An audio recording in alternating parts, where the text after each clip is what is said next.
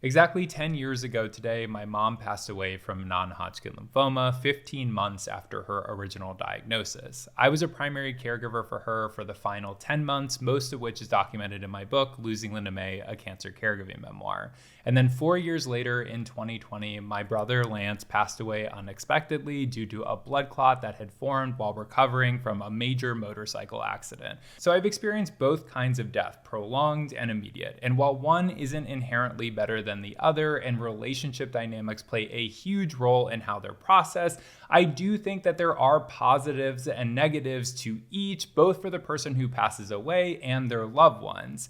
Given the anniversary, I'm going to start with the experience that I had with my mom. The most obvious benefit to knowing that someone is going to die is that you're not going to be caught off guard, and it allows you to theoretically have the conversations with them and do things with them that will get you the closure that you need, and so you won't feel so shortchanged.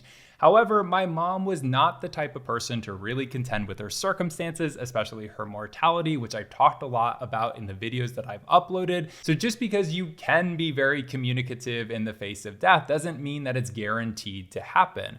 Also, knowing that someone could die doesn't mean that you will really accept it as a possibility. When my mom's cancer had metastasized to her brain and spinal cord, her oncologist told us that she had a single-digit chance of survival, but it took another relapse after a lot of aggressive treatment to make me realize that it was likely going to happen. And the denial means that you are still more prone to taking them for granted instead of cherishing every moment that you have with them. Being their caregiver is also really complicated because the time you're spending together is when they are not feeling their best and they are much more irritable. Combined with caregiver exhaustion, the hours and minutes can feel really torturous instead of a blessing, which leads me to another major negative of a prolonged death, which is that you have to watch your loved ones suffer a lot and oftentimes get progressively worse until the inevitable happens. I mentioned in my book that I lost my mom far before she actually died. By the time she was starting an experimental trial at a cancer research institute, she no longer had a sense of humor. She had no interest in doing pretty much anything, and she complained all the time, which was very justified, but it was also the antithesis of who she used to be.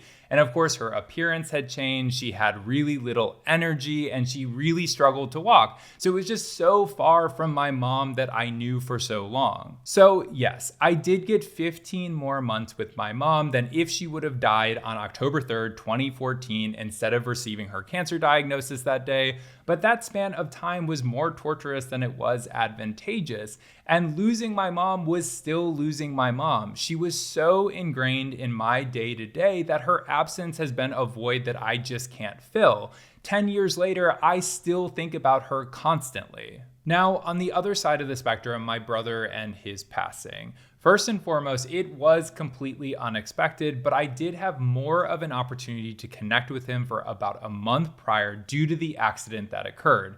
For this reason, my experience differs a bit from losing a loved one completely out of nowhere, like if someone gets into a fatal car accident on the way to work. Lance and I were never super close when I was growing up. He was 10 years older than me, and for the first half of my life, he just saw me as annoying because I was this perfect little angel child and he was super rebellious and always got in trouble. But me coming out at 19 actually brought us closer together because I was suddenly damaged goods too. However, we still didn't chat very often, and I'd only really see him a couple times a year during the holidays. Our mom dying and our dad distancing himself from us did lead us to communicate more, but it wasn't frequent until his accident.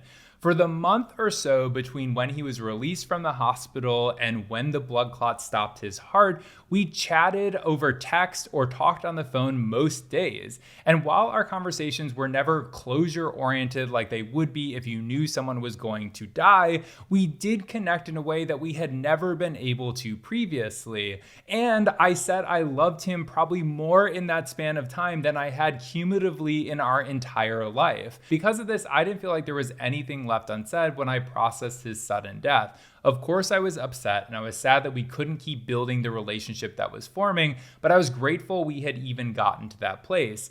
And unlike our mom's drawn out death, which really impacted her personality, he was very much himself, at least over the phone, until the very end. So my memory of him was not tainted by a slow decline. Now, had I not talked to Lance as much as I did, I would probably feel a lot less peace about his death, especially if the last thing I had said to him was something that I regretted, which is something that I know haunts a lot of people who lose their loved ones unexpectedly.